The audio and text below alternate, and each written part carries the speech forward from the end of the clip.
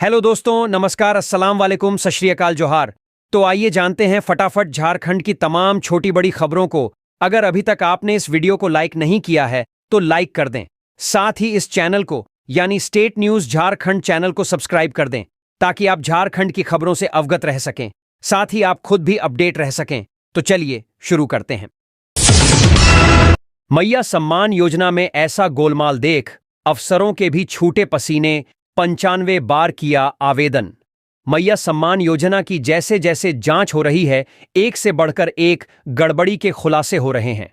कहीं अयोग्य लाभार्थी योजना का लाभ ले रहा है तो कहीं दूसरे प्रदेश के लोग योजना का लाभ देने के लिए तरह तरह का हथकंडा अपना रहे हैं।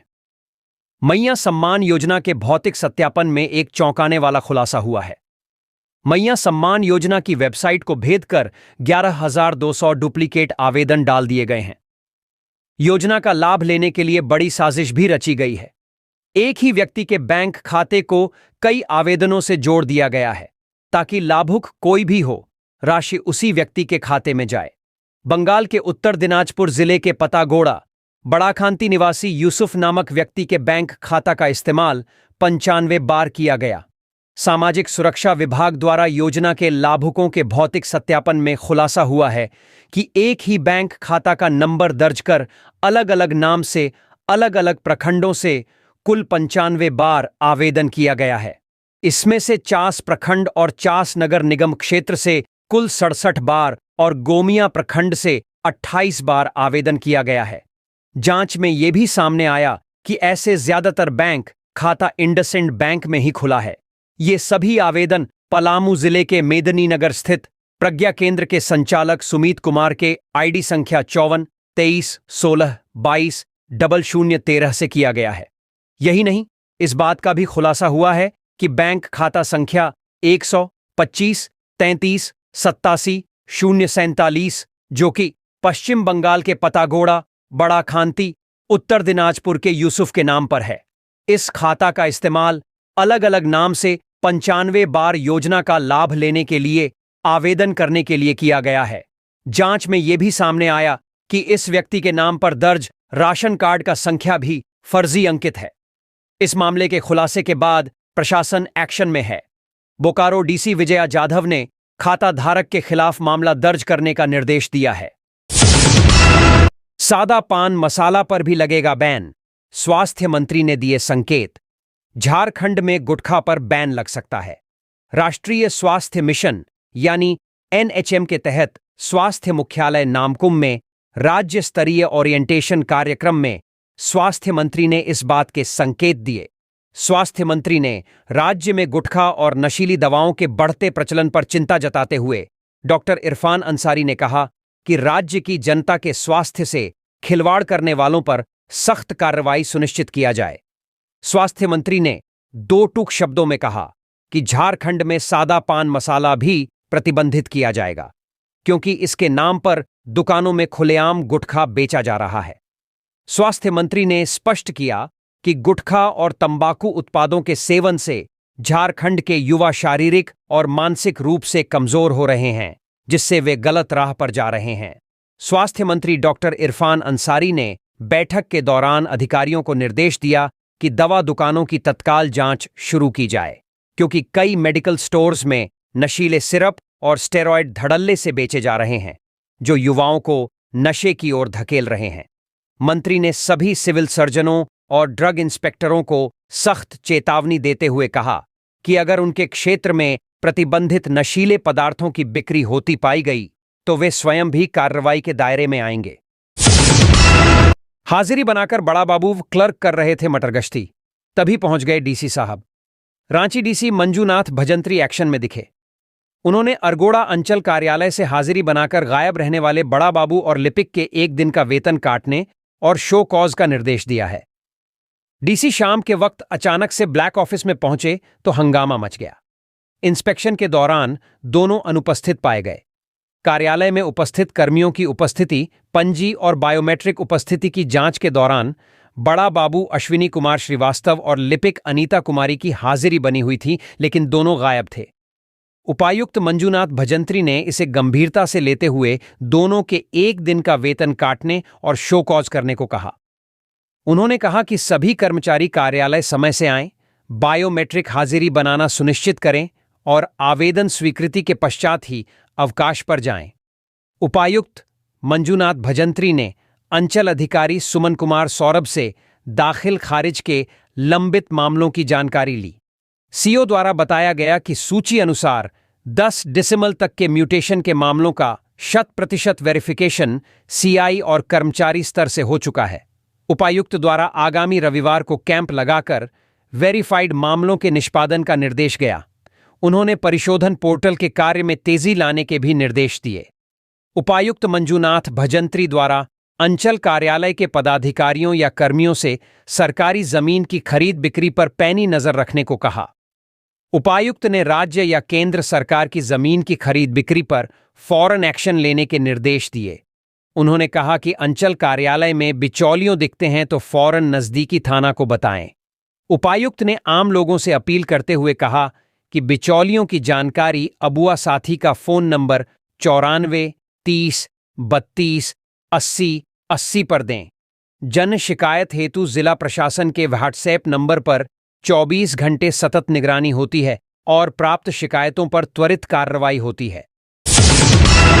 झारखंड के कर्मचारियों की बड़ी खबर, बिना परीक्षा पास किए दिया इंक्रीमेंट तो नपेंगे अधिकारी, रिकवरी के साथ साथ होगी कड़ी कार्रवाई। कर्मचारियों को लेकर हेमंत सरकार ने कड़ा निर्देश जारी किया है।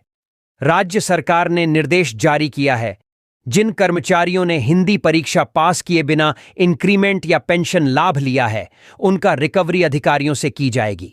इसे लेकर झारखंड सरकार के संयुक्त सचिव पंकज कुमार सिंह ने सभी अपर मुख्य सचिव, प्रधान सचिव, आयुक्त व विभागाध्यक्ष के अलावे उपायुक्तों को पत्र जारी कर दिया है।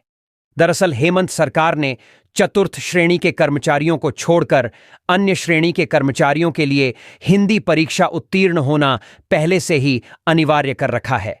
इस परीक्षा का मकसद कर्मचारियों की हिंदी भाषा पर पकड़ और विभागीय कार्यों में इस्तेमाल होने वाले शब्दावली की जानकारी कराना है। विभागीय कार्यों को संपादित करने के लिए यह महत्वपूर्ण भी है। लिहाजा सरकार ने तय कर रखा है कि जो भी कर्मचारी इस परीक्षा को पास नहीं करेगा, उन्हें ना तो इंक्रीमेंट मिलेगा और ना ही अन्य सुविधाएं दी जाएगी। सरकार ने कड़ा पत्र जारी कर कहा है कि परीक्षा उत्तीर्ण हुए बिना ही वार्षिक वेतन वृद्धि अगर दी गई है तो उसे अनियमित माना जाए। यही नहीं, अगर किसी मामले में बिना परीक्षा पास किए ही वेतन वृद्धि दे दी गई है और रिटायरमेंट के बाद यह मालूम होता है कि दिया गया इंक्रीमेंट अनियमित था, तो पेंशन की गणना के लिए भूल सुधार करते हुए वेतन का पुनर्निर्धारण किया जाएगा। यानी बिना वेतन वृद्धि के जो वेतनमान तय होता है, उसके आधार पर ही पेंशन की गणना की जाए।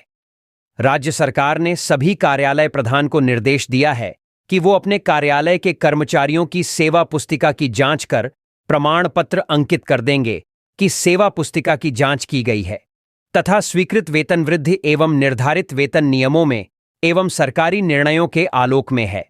अगर अनियमितता मिलती है तो वेतन निर्धारण को सत्यापित करने वाले लेखा पदाधिकारी दोषी माने जाएंगे। यही नहीं, अनियमित रूप से नियम के विरुद्ध वेतन वृद्धि की स्वीकृति, वेतन निर्धारण से जितनी अधिक राशि का भुगतान होता है उसकी वसूली कार्यालय प्रधान व स्वीकृत देने वाले पदाधिकारी से की जाएगी। यही नहीं, गलत तरीके से इंक्रीमेंट कर वेतन निर्धारण करने वाले लेखा पदाधिकारी के खिलाफ कठोर अनुशासनिक कार्रवाई की जाएगी। जेपीएसएससी और जेएससी अध्यक्ष की कब होगी नियुक्ति? जेएमएम के प्रवक्ता ने फाइनल बता दिया डेट। जेपीएसएससी और जेएससी अध्यक्ष की नियुक्ति को लेकर झामुमो प्रवक्ता मनोज पांडेय ने बड़ा बयान दिया है। उन्होंने कहा कि अगले 4 दिनों में इन दोनों ही महत्वपूर्ण संस्थानों में अध्यक्ष के पद पर नियुक्ति कर दी जाएगी। मनोज पांडेय ने कहा कि दोनों ही महत्वपूर्ण संस्थान हैं। हम इनके अध्यक्षों की नियुक्ति को लेकर हड़बड़ी में गड़बड़ी नहीं करना चाहते। हम ठोक बजाकर एक सही अधिकारी का चयन करना चाहते हैं। उन्होंने कहा कि जेपीएसएससी अध्यक्ष का पद जरूर 5 माह से खाली है, लेकिन आपको यह भी देखना होगा कि बीच में चुनाव को लेकर आदर्श आचार संहिता लागू थी। हम अध्यक्ष पद के लिए किसी योग्य अधिकारी के नाम पर मंथन कर रहे हैं। जेपीएसएससी और जैक के अध्यक्ष के पद पर अगले 4 दिनों में योग्य अधिकारियों की नियुक्ति की जाएगी। इस बीच जेपीएसएससी और जैक अध्यक्ष की नियुक्ति में देरी से मैट्रिक इंटर की बोर्ड परीक्षा और 11वीं सिविल सेवा परीक्षा के बाधित होने के सवाल पर मनोज पांडेय ने कहा कि बाबूलाल मरांडी बार बार यह सवाल उठा रहे हैं, लेकिन उनको पहले यह बताना चाहिए कि भारतीय जनता पार्टी ने अभी तक नेता प्रतिपक्ष का चुनाव क्यों नहीं किया। केवल 21 विधायकों में से ही विधायक दल का नेता चुनना है, लेकिन भाजपा के लोग यह भी नहीं कर पा रहे हैं। प्रवक्ता मनोज पांडेय ने कहा कि हेमंत सरकार युवाओं को लेकर गंभीर है। ये युवाओं की सरकार है, उनकी चिंता करती है। जल्द ही जेपीएसएससी अध्यक्ष की नियुक्ति की जाएगी। जेपीएसएससी अध्यक्ष का पद 22 अगस्त 2024 से ही खाली है। 22 अगस्त को तात्कालीन अध्यक्ष डॉ. नीलिमा कैरकेट्टा सेवानिवृत्त हो गई थीं। जेपीएसएससी अध्यक्ष की नियुक्ति नहीं होने से 11वीं सिविल सेवा मुख्य परीक्षा का परिणाम लंबित है। इसके अलावा बाल विकास परियोजना पदाधिकारी, फूड सेफ्टी ऑफिसर और फॉरेस्ट रेंज ऑफिसर सहित कुल 1700 पदों पर नियुक्तियां लंबित है। अभ्यर्थी लगातार जेपीएसएससी अध्यक्ष के नियुक्ति की मांग कर रहे हैं। झारखंड में 6 महीने में युवाओं को मिलेगी 48,000 सरकारी नौकरी। झारखंड में सत्तारूढ़ झारखंड मुक्ति मोर्चा के प्रवक्ता मनोज पांडेय ने दावा किया है कि अगले 6 माह में 48,000 सरकारी पदों पर नियुक्ति की प्रक्रिया पूरी कर ली जाएगी। उन्होंने कहा कि मुख्यमंत्री ने जैसे गणतंत्र दिवस में ऐलान किया है कि 48,000 सरकारी पदों पर नियुक्ति होगी, ये प्रक्रिया पाइपलाइन में है।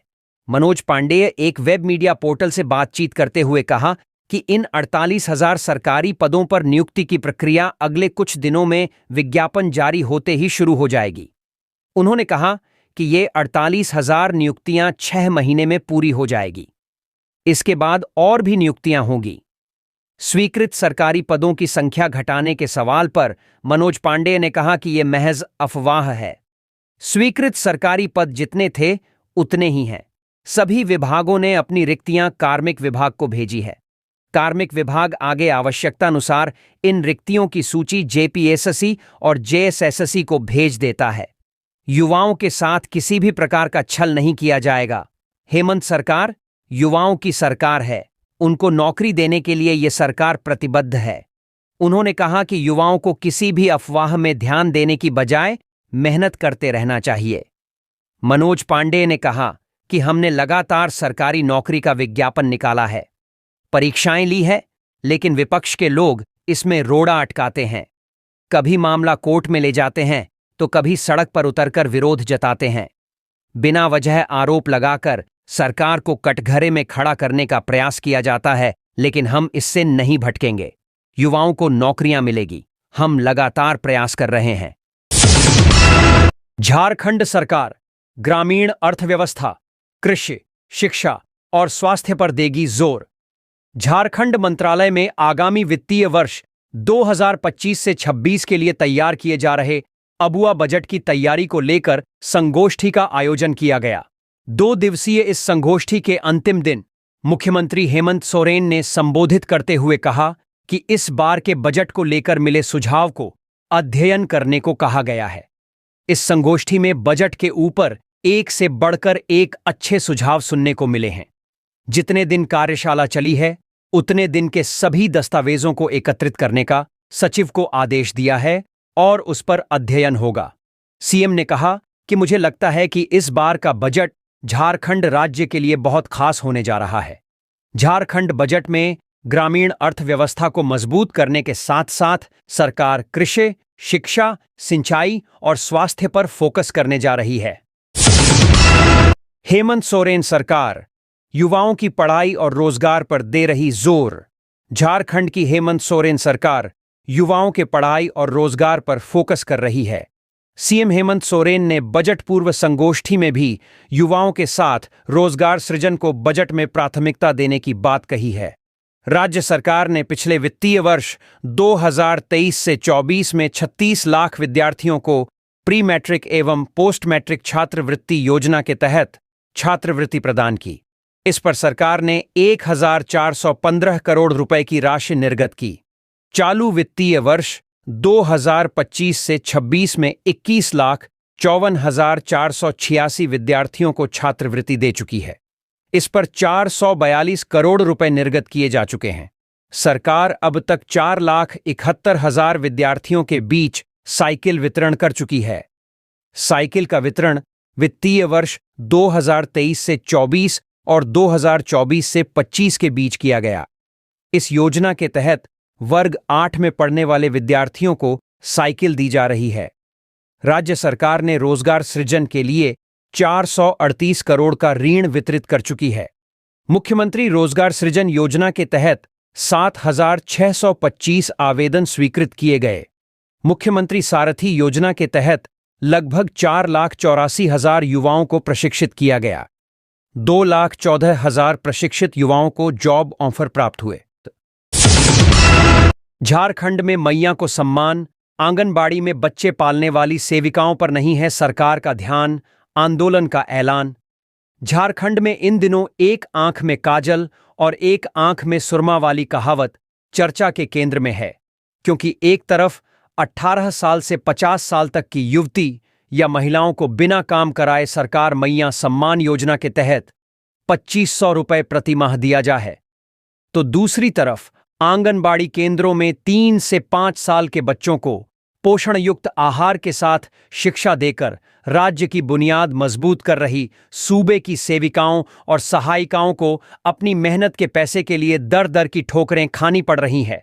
आंगनबाड़ी केंद्रों में काम करने वाली सेविकाओं और सहायिकाओं को पिछले 6 माह से केंद्र सरकार की ओर से मिलने वाला मानदेय बकाया है। इसके लिए राज्य सरकार को जिम्मेदार ठहराते हुए 24 फरवरी से शुरू हो रहे बजट सत्र के दौरान विधानसभा घेराव का ऐलान किया गया है। आंगनबाड़ी वर्कर्स यूनियन का दावा है कि इस आंदोलन में सूबे की 30 से 40 हजार सेविका सहायिकाएं शामिल होंगी। झारखंड प्रदेश आंगनबाड़ी वर्कर्स यूनियन के प्रदेश कार्यकारी अध्यक्ष बालमुकुंद सिन्हा का कहना है कि सेविका को कुल 10,500 रुपए प्रतिमाह मानदेय मिलता है, जिसमें राज्य सरकार 6,000 और केंद्र सरकार 4,500 रुपए देती है। सहायिकाओं को ठीक इसकी आधी राशि यानी 5,250 मिलती है।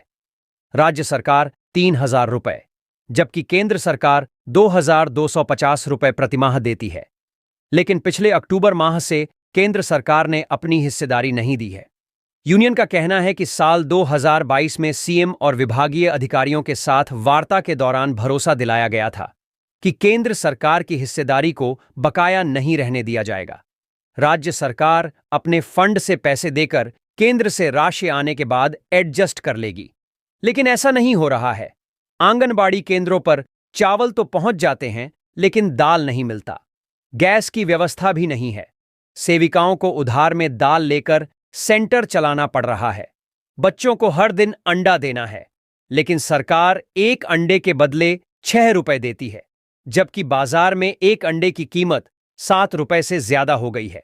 वर्कर्स यूनियन के मुताबिक आंगनबाड़ी केंद्र पर सुबह के वक्त नाश्ते में हलवा परोसा जाता है, दोपहर में चावल दाल की खिचड़ी दी जाती है, इसके साथ अंडा भी दिया जाता है। लेकिन जो बच्चे अंडा नहीं खाते, उनके लिए कोई वैकल्पिक व्यवस्था नहीं है। सेविकाओं की दलील है कि पूरे माह काम करने के बावजूद बमुश्किल 14 से 17 दिन की हाजिरी बन रही है। नेटवर्क के अभाव में डाटा एंट्री नहीं होने पर पैसे काट लिए जाते हैं, जबकि ऑफलाइन मोड पर सारी रिपोर्ट तैयार रहती है।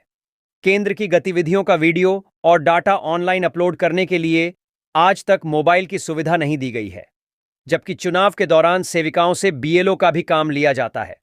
आंगनबाड़ी वर्कर्स यूनियन की दलील है कि कोविड महामारी के दौरान पंचायत स्तर पर सरकार का हाथ बंटाया था। तब सरकार ने जागरूकता अभियान चलाने के बदले यात्रा भत्ता देने का भरोसा दिलाया था, लेकिन आज तक यात्रा भत्ता नहीं मिला।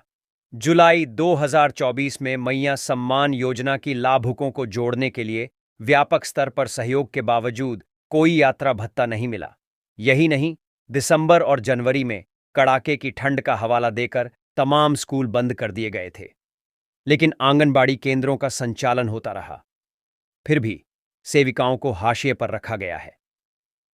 राष्ट्रीय स्तर पर आंगनबाड़ी परियोजना की शुरुआत 2 अक्टूबर 1975 को तत्कालीन प्रधानमंत्री इंदिरा गांधी ने की थी। राज्य में करीब 38,432 आंगनबाड़ी केंद्र हैं। इनके संचालन की जिम्मेदारी 74,864 आंगनबाड़ी सेविका और सहायिकाओं के कंधों पर है। सेविकाओं का काम है आंगनबाड़ी में 3 से 5 साल के बच्चों को पोषण युक्त भोजन के साथ साथ बेसिक शिक्षा देना। यह बड़ी जिम्मेदारी वाला काम है, क्योंकि झारखंड के लिए कुपोषण एक गंभीर समस्या है।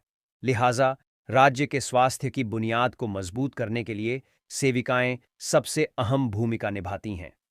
24 फरवरी को बजट सत्र के दौरान विधानसभा घेराव के क्रम में वर्कर्स यूनियन ने सरकार को कई मांगों से अवगत कराने का फैसला लिया है।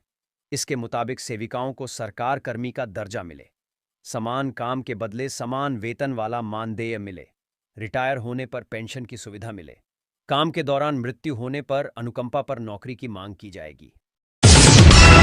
महाकुंभ भगदड़ के लिए राजद ने केंद्र और योगी सरकार का बताया जिम्मेदार, मृतकों के परिवार को आर्थिक मदद की घोषणा।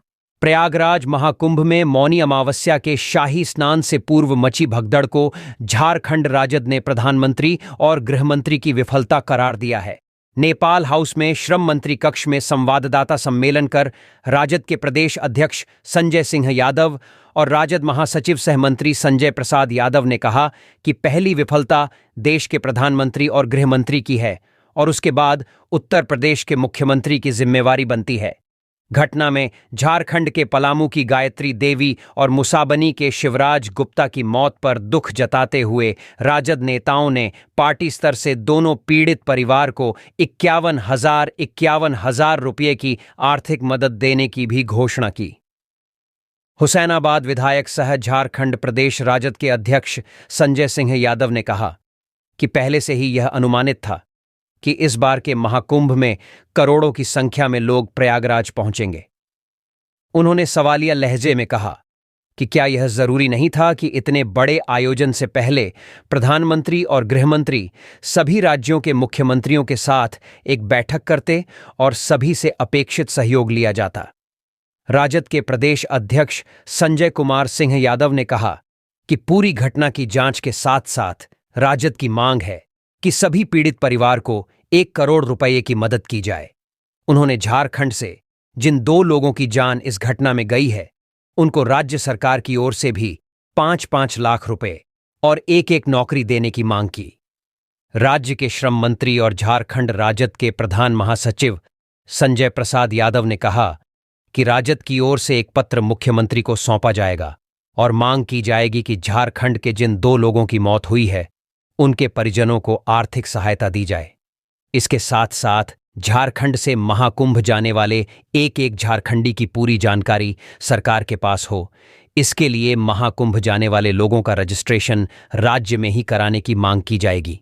श्रम मंत्री ने कहा कि यूपी के मुख्यमंत्री बड़ी बड़ी बातें करते थे, लेकिन इस घटना ने और शंकराचार्य जी ने योगी की पोल खोल दी है। सांसद ढुल्लू महतो ने राष्ट्रपति द्रौपदी मुर्मू से की मुलाकात, श्री राम महायज्ञ में शामिल होने का दिया निमंत्रण। सांसद ढुल्लू महतो ने चिट्टाही धाम स्थित श्री रामराज मंदिर के आगामी वार्षिक महोत्सव सह श्री राम महायज्ञ में शामिल होने के लिए देश की शीर्ष हस्तियों को आमंत्रित किया है। इस सिलसिले में उन्होंने राष्ट्रपति द्रौपदी मुर्मू, केंद्रीय पेट्रोलियम, प्राकृतिक गैस एवं इस्पात मंत्री धर्मेंद्र प्रधान और केंद्रीय महिला एवं बाल विकास मंत्री अन्नपूर्णा देवी से मुलाकात की और उन्हें व्यक्तिगत रूप से आमंत्रण पत्र सौंपा। सांसद ढुल्लू महतो ने राष्ट्रपति भवन में राष्ट्रपति द्रौपदी मुर्मू से मुलाकात कर उन्हें इस महायज्ञ के बारे में विस्तृत जानकारी दी और उनसे महायज्ञ में शामिल होने का अनुरोध किया। राष्ट्रपति द्रौपदी मुर्मू ने इस आयोजन में विशेष रुचि दिखाई और इसे भारतीय संस्कृति और परंपरा को मजबूत करने वाला आयोजन बताया। इसके अलावा ढुल्लू महतो ने केंद्रीय मंत्री धर्मेंद्र प्रधान से भी मुलाकात की और उन्हें चिटाही धाम के महायज्ञ में शामिल होने का निमंत्रण दिया। इस दौरान क्षेत्र के औद्योगिक विकास और सामाजिक उत्थान से जुड़े कई मुद्दों पर भी चर्चा हुई। इसी क्रम में सांसद ने केंद्रीय मंत्री अन्नपूर्णा देवी से भी मुलाकात की और उनसे महायज्ञ में शामिल होने का अनुरोध किया। उन्होंने इस भव्य धार्मिक आयोजन का महत्व बताते हुए कहा कि यह न केवल आध्यात्मिक उन्नति का अवसर है, बल्कि हमारी संस्कृति, आस्था और समाज को एक सूत्र में पिरोने का भी महत्वपूर्ण आयोजन है। चिटाही धाम में 4 से 12 फरवरी 2025 तक भव्य श्री राम महायज्ञ का आयोजन किया जा रहा है। इस महायज्ञ में लाखों श्रद्धालुओं के शामिल होने की संभावना है। महायज्ञ के दौरान शोभा यात्रा, प्रवचन, भक्ति जागरण, कवि सम्मेलन और अन्य सांस्कृतिक कार्यक्रम आयोजित किए जाएंगे। सांसद ढुल्लू महतो ने देश भर के श्रद्धालुओं से इस महायज्ञ में शामिल होकर पुण्य लाभ प्राप्त करने की अपील की है। महायज्ञ में आने वाले श्रद्धालुओं के लिए विशेष सुविधाओं का प्रबंध किया जा रहा है। सुरक्षा के पुख्ता इंतजाम किए गए हैं। वहीं विशाल भंडारा, चिकित्सा सुविधा, जलपान और विश्राम स्थल की विशेष व्यवस्था की गई है। सांसद ढुल्लू महतो ने कहा कि चिटाही धाम का यह महायज्ञ सिर्फ धार्मिक आयोजन नहीं, बल्कि हमारी संस्कृति और आध्यात्मिक विरासत को सहेजने का एक पवित्र प्रयास है। मैं सभी श्रद्धालुओं, संतों और धर्मावलंबियों से अनुरोध करता हूं कि वे इस महायज्ञ में आएं और इसे ऐतिहासिक बनाएं। धनबाद समेत पूरे झारखंड में इस महायज्ञ को लेकर जबरदस्त उत्साह है। ढुल्लू महतो के आमंत्रण के बाद उम्मीद है कि इस महायज्ञ में कई वरिष्ठ नेता, संत और गणमान्य लोग भी शामिल होंगे, जिससे यह आयोजन और भी भव्य और ऐतिहासिक बन जाएगा।